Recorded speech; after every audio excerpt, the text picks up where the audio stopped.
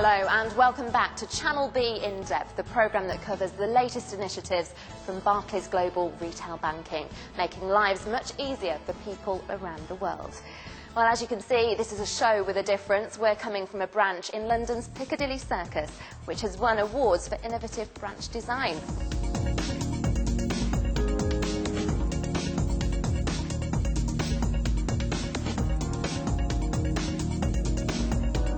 More to come on that later, but first, coming up on the show. Our branch network is changing. We take a look at newly designed branches and find out the reason behind the designs and what our customers think. We find out how Barclays is supporting homecoming troops in the UK, and we celebrate colleagues who make it their personal mission to make lives much easier for customers, colleagues and their communities. First, we go to a roundup of some great Lime stories from around Barclays Global Retail Banking. Barclaycard has launched a new website as part of the Horizons campaign, dedicated to helping lone parents move out of debt and poverty.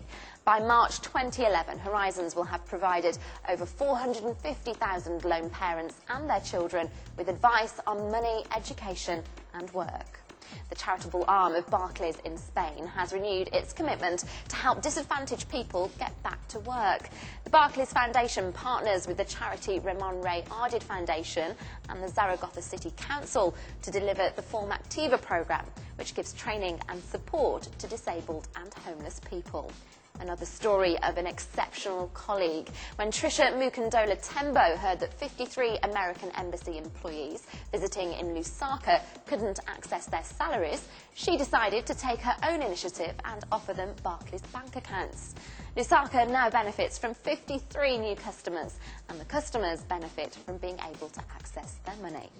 For a long time, bank branches were not top of the list when it came to innovative retail design. In our last programme, we discovered how Barclays in Ghana adapted their branch into a medical centre for a day to provide their community with better access to medical attention. And now Barclays is also transforming the in-branch experience for our customers. Our reporter Mark Manchester visited the Birmingham High Street branch to investigate.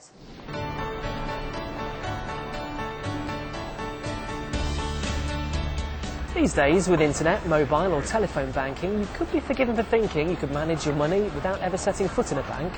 However, reports of the demise of branches are misplaced. The bank branch still has plenty of life in it, with nearly 10 million customers every week in the UK visiting a Barclays branch. I'm here today at the High Street branch in Birmingham with Ed Tucker, Head of Branch Network Development for Barclays in the UK. So Ed, what would you say are the key improvements in this branch? Well, the first thing we've done is we've relocated the branch from an older premises further away in town centre Birmingham to this new location, which is very close to the Birmingham Bullring Centre, which is one of the biggest shopping centres in Europe. And we've created this great environment for our customers and staff to best interact in. It's a very open space. It feels very big. Size is important, but what we've done is we've listened to our customers' feedback. We asked the customers what they wanted from a branch, and we've turned that into a design. There doesn't seem to be any glass behind the counters. Is this all part of the process? Yes, absolutely. It's one of our key features of the new design. The bulletproof glass is seen as a bit of a barrier. By removing that bulletproof glass and making it easy for our customers and cashiers to have a good conversation, it's improved the overall experience for our customers. Barclays' investment in customer-focused branch design is already making an impact across Western Europe. Here, branch designs in each country reflect local cultures. In France, the majority of customers are Premier Life customers, and branches are quite different. They regularly feature special events including art exhibitions and wine tasting for customers and their families. At this exhibition in the Paris Barclays flagship branch, customers were invited to view art provided by customers who are art dealers. They were even able to buy some of the art on the night. Meanwhile, here in the UK, the improved branch environment has had a real impact on consumers. It's more friendly.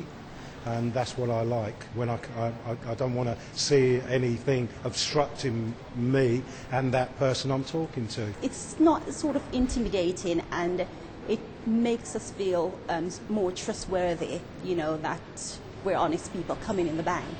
In fact, where Barclays have invested in a region, they've seen a significant increase in their share of the market.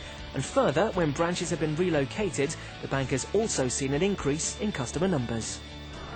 This year, a total of 270 branches in the UK will receive a makeover. But while technology advances at an incredible pace, face-to-face services will still be a part of everyday banking for the foreseeable future.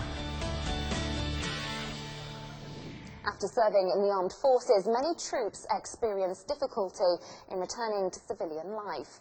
Debilitating physical and mental injuries and leaving an institution that many have been part of from a young age can leave some soldiers ill-equipped for civilian life. Many can end up in long-term unemployment or even homeless. Barclays has stepped in to help, joining forces with a Ministry of Defence initiative called the Army Recovery Capability Service. Mark Manchester has more. Thousands of service personnel in the British forces have been wounded in the past decade, and the number continues to grow.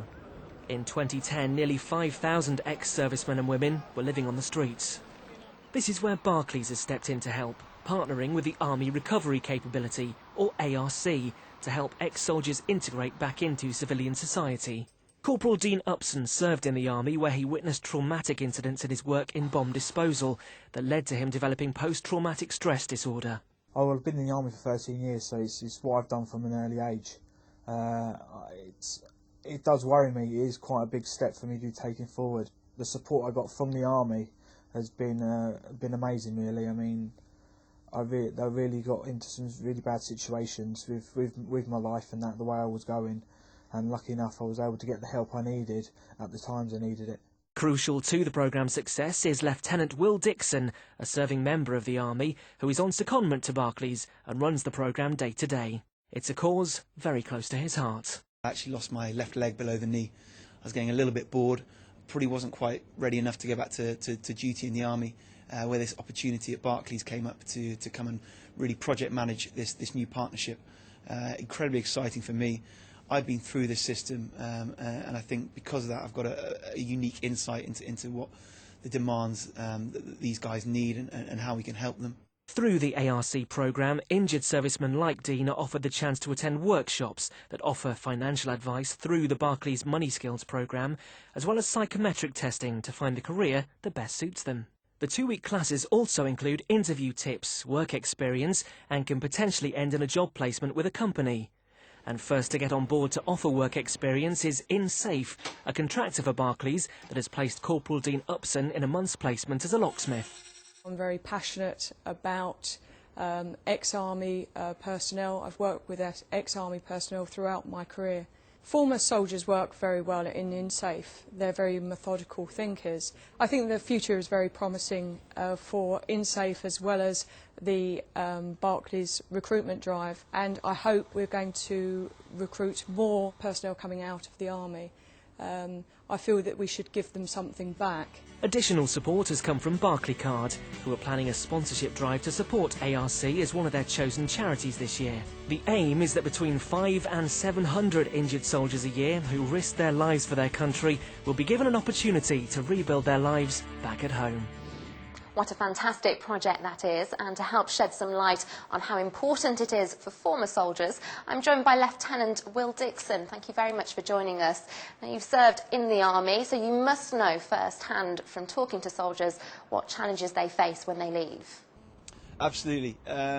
Soldiers coming back from Afghanistan face a lot of changes and a lot of adaptations to their life. Getting back to normality is probably the greatest one. It would be extraordinary to think that they'd switch straight back into normal way of life. It's obviously not possible, and that adaptation can be harder for some than it is for others. And what do you hope for the future following your time at Barclays? I suppose following my time at Barclays, hopefully there'll be a strong partnership developed with the armed forces for this scheme. It's been a great fit, and the support we've had already has been huge. I'd love to see more individuals getting employed either within Barclays or within their service providers, and hopefully to encourage even more funding for this very worthwhile cause. Lieutenant Will Dixon, thank you very much. Setting up a stall in a fish market, arranging for the breakdown services to help a stranded woman, or having a flower named after you. These might not be the things you would expect as part of a job at Barclays, but these are all things that exceptional colleagues at the bank have been involved in. In this next report from Channel B, we hear the stories from 3 Barclays colleagues who've gone out of their way to make lives much easier for customers. Mark Manchester reports.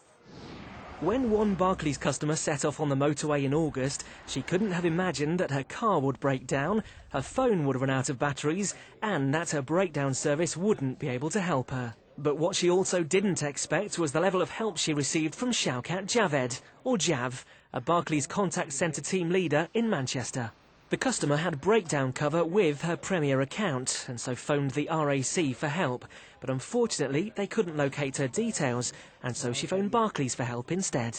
Yeah, I understand. I took over the call and I calmed her down. She was on her mobile phone and I could hear the bleep in the background. The mobile phone battery was running out. I spoke to the team leader in RAC, gave him all the information saying it's one of our clients and I need somebody to get to her. So we got the RAC engineer there within about 20 minutes, 25 minutes. I'm a part-timer, finish at 12. I could have just handed that over to RAC. Well, you deal with the customer and I'm not in till tomorrow, so I'll pick that up tomorrow. I didn't want to do that, so I gave her my personal details to get the customer to ring me back to confirm she was okay and she got home safely.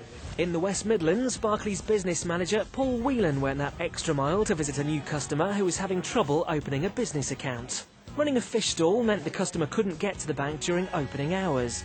We had a few phone conversations, made a few appointments, unable to make it, so pretty much just turned around and told him the only way we're going to do it is if I come to you, and what time was suitable, and he told me 6 a.m. By the end of the meeting, the customer had opened an account, but Paul still had another 2 hours before he had to start work. The customer mentioned he was a little bit behind, so he had to go.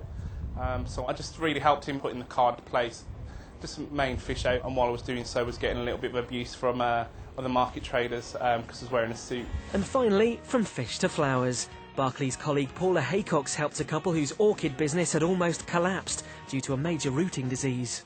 Total value of the crop was about 200,000. We were not finding it easy with the bank that we were with. At that time, there was no other bank that would lend.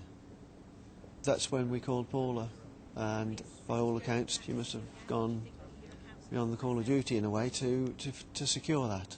Paula's expertise in agriculture meant she understood the problem and helped by offering a loan to cover the cost of the affected crop.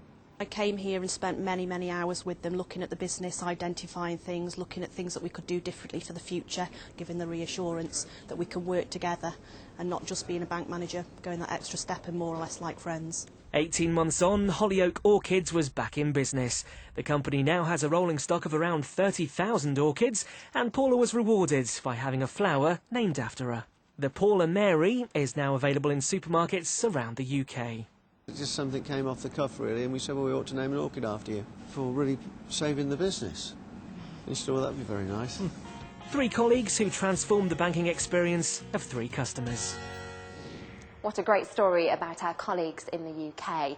Time now to reveal the latest Limelight Award winners. Paula Haycox and Trisha Mukundola Tembo, who we featured earlier in the programme, pick up 2 of the awards this month. And the IT team in Italy is another winner for their Back to the Floor programme. The team visited branches to improve retail processes, which ultimately saved colleagues a combined 300 hours a day. And that's it from Channel B In Depth for this programme. We do hope you really enjoyed the show, and if you have a story that you'd like to share with us, then please contact our editorial team via channelbtv@barclays.com. See you next time. Bye for now.